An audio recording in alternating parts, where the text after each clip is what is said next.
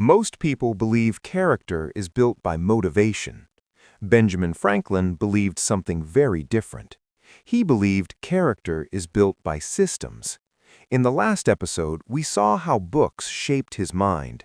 But today, Franklin takes us deeper into the private system he designed to discipline his own behavior. Not to impress others, not to appear moral, but to improve himself, quietly, daily, deliberately. This is not advice from a guru. This is a working system tested on one life, his own. And what makes it powerful is how simple it is. Franklin openly admits something rare. He knew what was right, but knowing was not enough. He struggled with distraction, pride, wasted time, emotional reactions. So instead of blaming his nature, he asked a better question. Can virtue be trained the way a skill is trained? Franklin believed it could, and so he did what engineers do. He built a system. Franklin called his project moral perfection, not perfection in the religious sense, but progress in daily behavior. He didn't try to fix everything at once. He knew that would fail. So he simplified morality into 13 clear virtues. Each virtue had a short definition, a clear behavioral focus, no vague ideas, only practical rules. Franklin's virtues were not random. They covered speech, habits, emotions, work, and character. Here is how he defined them. Temperance.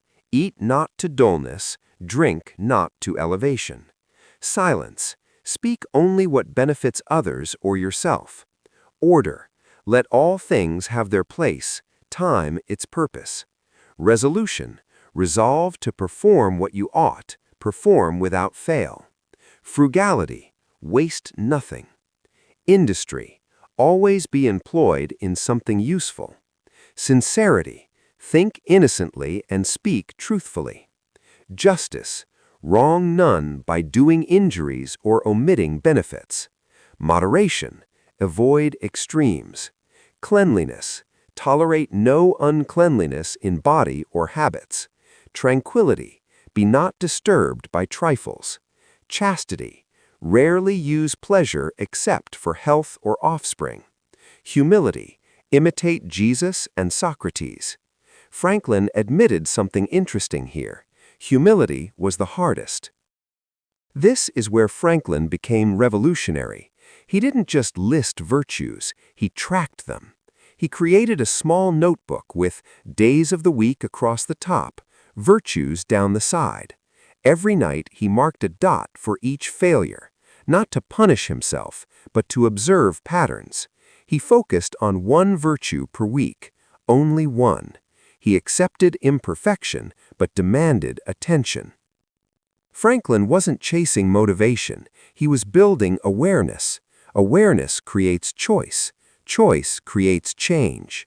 He didn't become perfect, but he became better than chance, and that, he believed, was enough. His system gave him emotional control, mental clarity, daily discipline, quiet improvements that compounded over decades. Franklin never claimed his system was universal. He simply shared what worked for him. What we learn is this: improvement works best when it's measurable. Focus beats intensity. Systems outlast motivation. Franklin's greatness was not accidental. It was designed. Franklin later wrote that even though he never reached moral perfection, he lived a happier, more ordered life because he tried. That, to him, was success. In the next episode, Franklin leaves self-discipline behind and steps into the world of work, printing, and independence. How a teenager with no money built skill, reputation, and opportunity, step by step. That story begins next.